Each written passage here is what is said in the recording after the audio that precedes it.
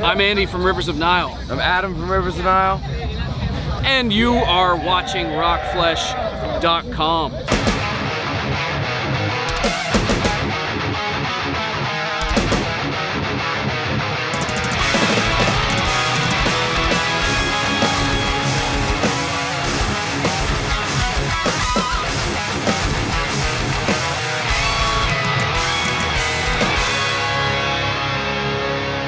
And here we are, we're back at Bloodstock in the Inferno that is Bloodstock at the present moment. Man, you ain't wrong.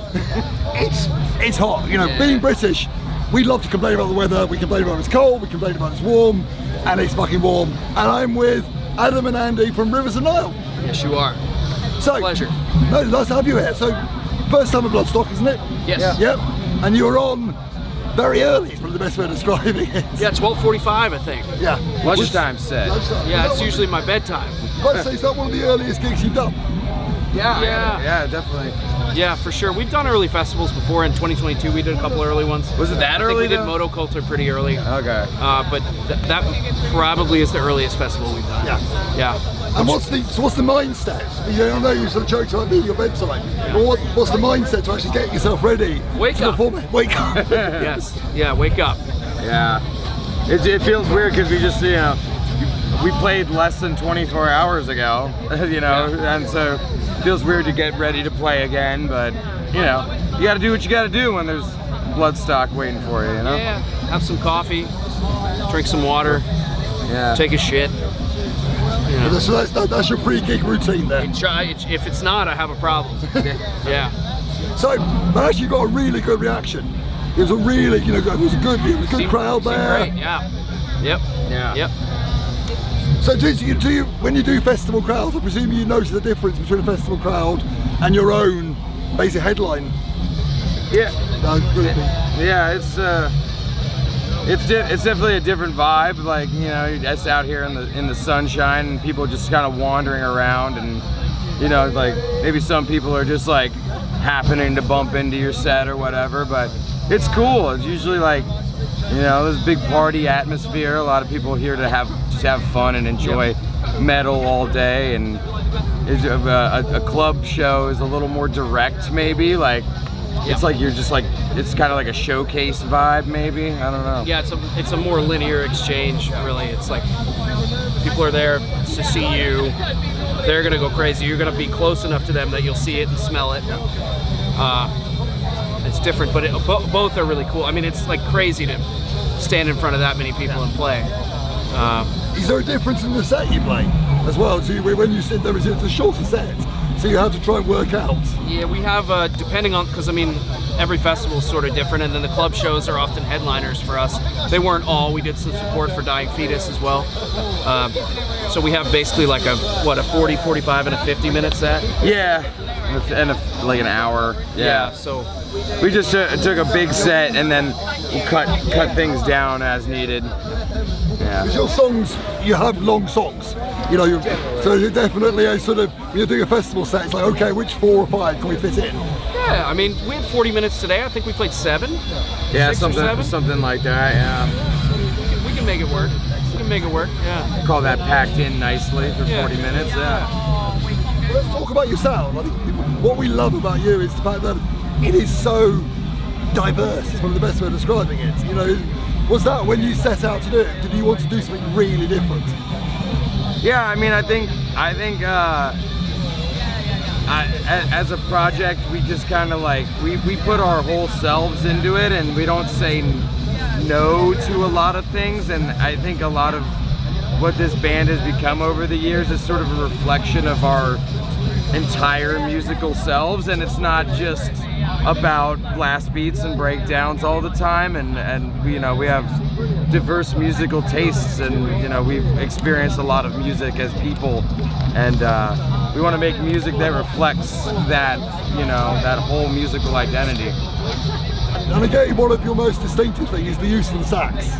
Sure. So does that, in your writing process, does that come in last, does it come in first, or is it a sort of work out where the sax works?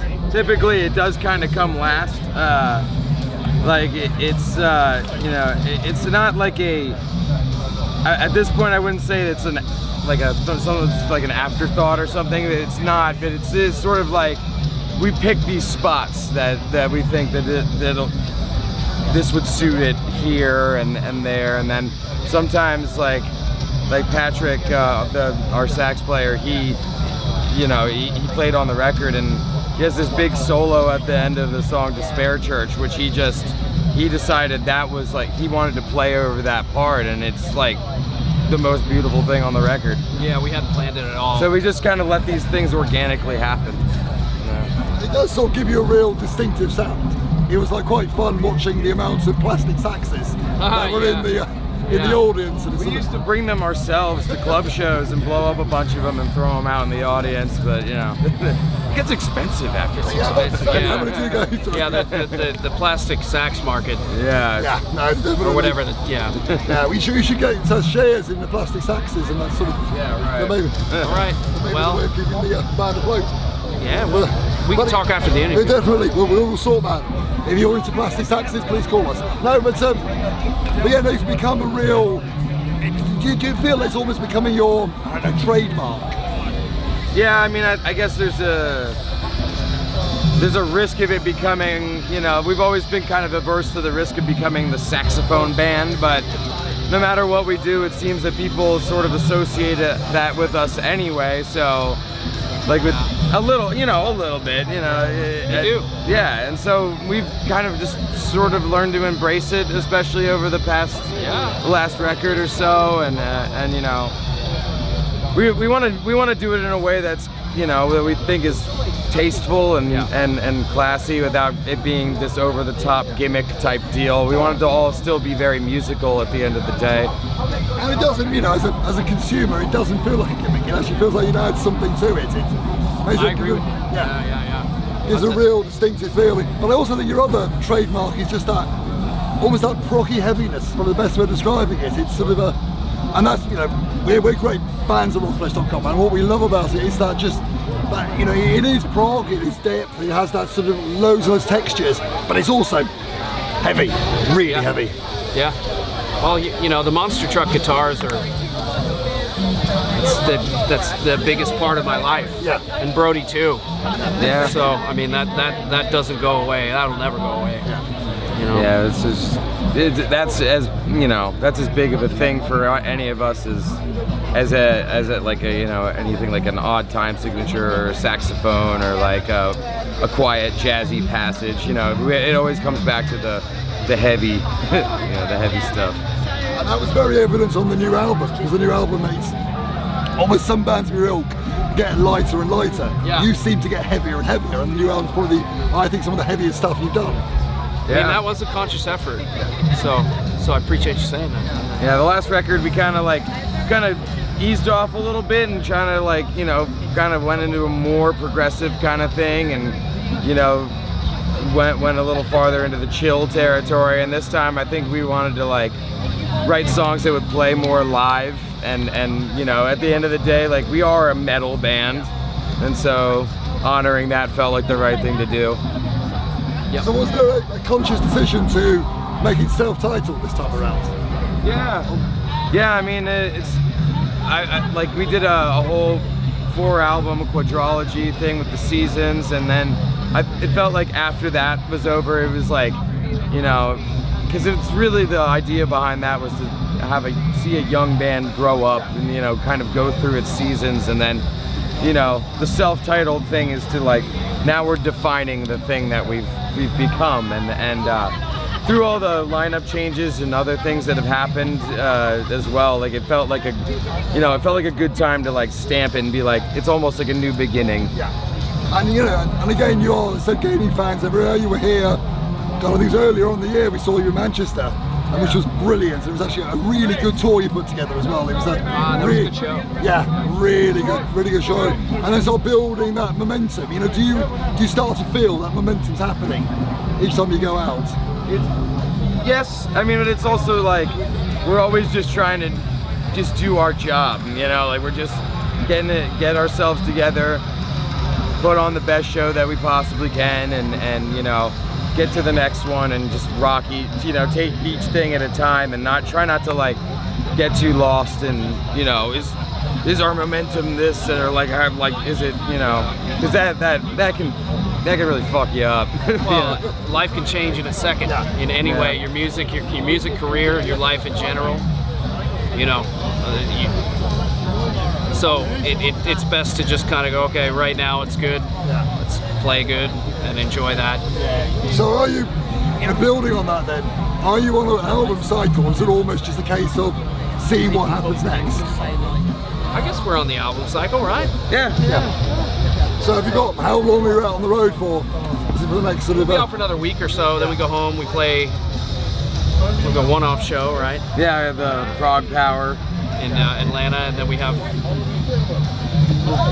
we'll be seeing more of North America this year. That's probably the extent of what we can say there.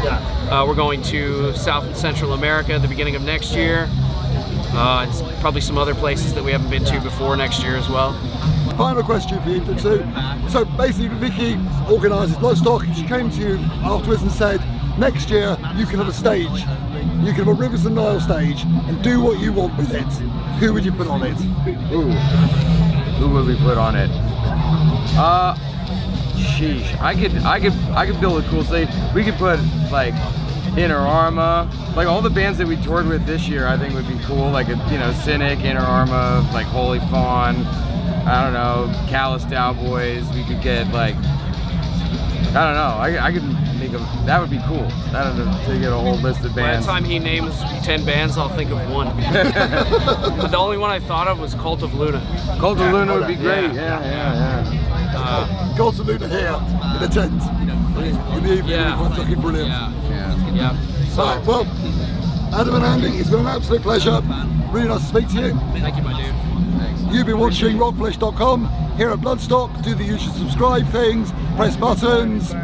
It's been emotional, and we'll see you soon if we haven't melted.